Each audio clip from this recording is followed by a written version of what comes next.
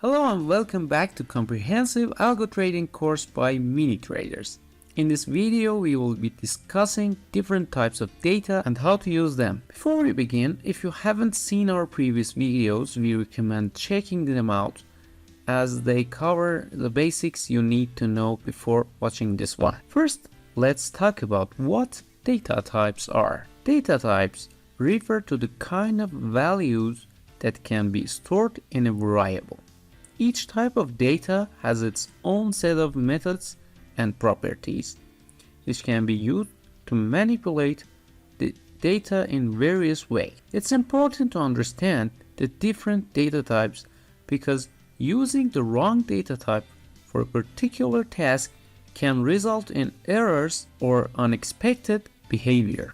Now let's take a look at each data type and how to define them and check their types using type function in Python. We will talk more about each type in next videos, and this video is only for understanding different types of data, so if you had problem understanding what goes on, just keep going.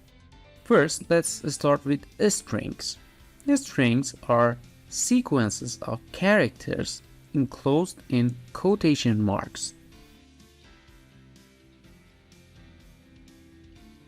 Next, we have integers, which are whole numbers.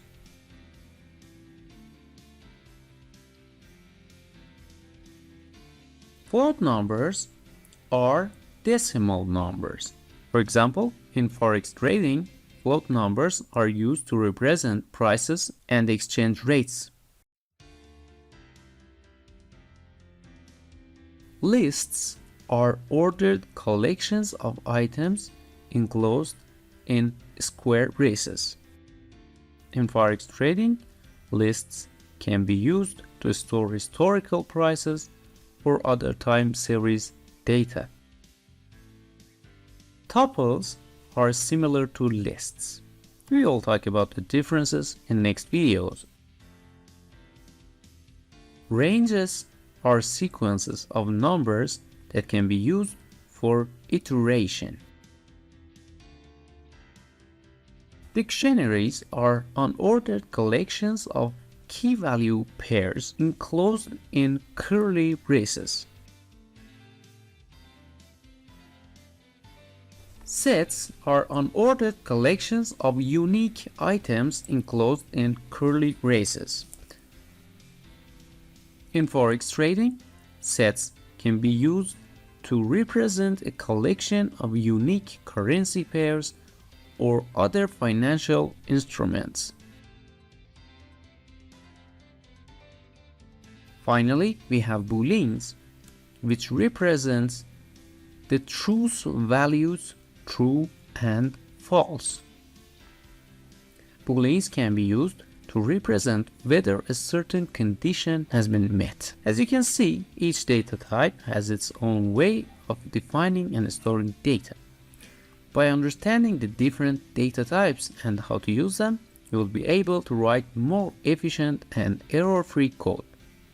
In Python, we can also define the data type of variable by using built-in functions like int, float, str, etc. For example, let's define an integer variable named mynum and assign it a value of 2 using the int function. When we run this code, we see that the output is int, which confirms that mynum is an integer variable defined using the int function. Similarly, let's define a string variable named myString and assign it a value of hello using the str function.